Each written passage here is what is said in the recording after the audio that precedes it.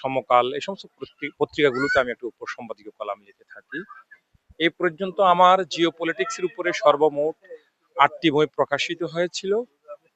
তার মধ্যে সবচেয়ে জনপ্রিয় বইটি হলো ফিলিস্তিন এবং ইসরায়েল গার্ডিয়ান পাবলিকেশনস।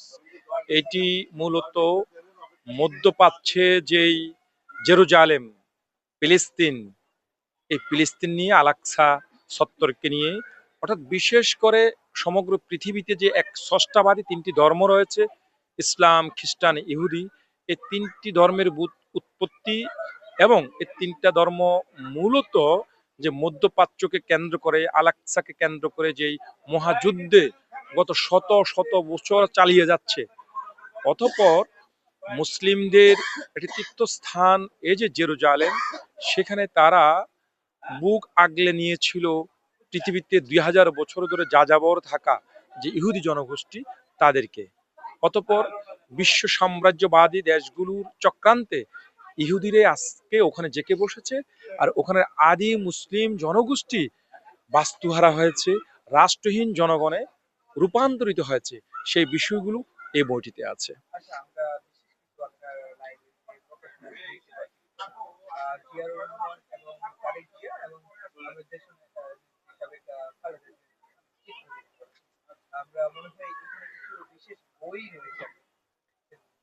জি, আমার সর্বশেষ যে বইটি প্রকাশিত হয়েছে সেটি ২০২৪ সালের জুলাই মাসে।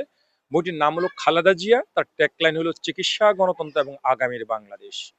অর্থাৎ বইটিতে খালেদা জিয়ার কি ধরনের রোগ হয়েছে, কেন রোগ হয়েছে, এটা কি ন্যাচারাল ভাবে হয়েছে, নাকি উনাকে দুইটি মিথ্যা মামলা দেওয়ার কারণে, দুইটি মিথ্যা মামলার মিথ্যা সাজা দিয়ে উনাকে অন্ধকার প্রকোষ্ঠে রেখে, যেখানে স্যাঁতস্যাঁতে পরিবেশ, ইঁদুর চলাফেরা করে এমন একটি পরিবেশে রেখে একই সাথে প্রয়োজন প্রবেশ করিয়ে উনার দেহে কোনো জীবাণুর মাধ্যমে রোগ তৈরি করা হয়েছে কিনা সে সমস্ত বিষয়।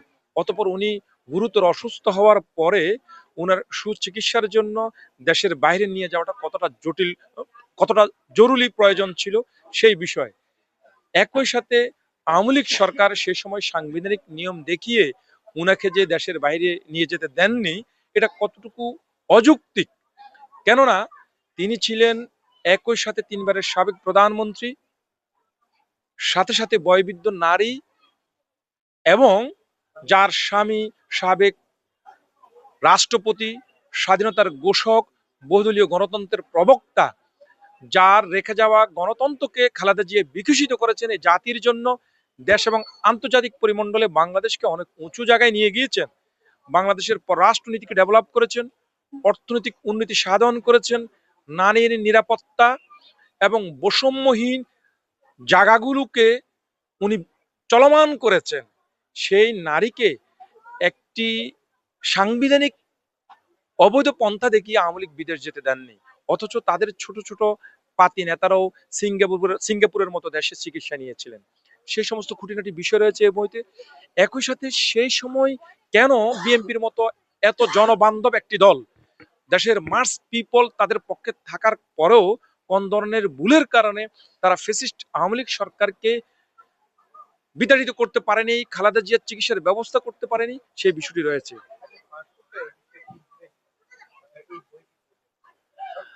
এই বইটি পাঠকরা পড়লে পাঠকরা জানতে পারবে একটি ফ্যাসিস্ট সরকার বাংলাদেশে 16 বছর কি ধরনের অন্যায় করেছে, শুধু খালেদা জিয়ার উপরে নয়, পুরো জাতির উপরে, সেই বিষয়টা জানতে পারবে।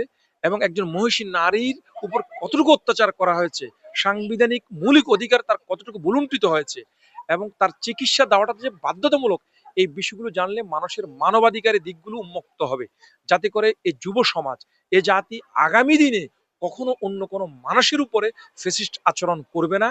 এতে করে বাংলাদেশ বিনির্মাণে আমাদের জন্য সহজতর হবে।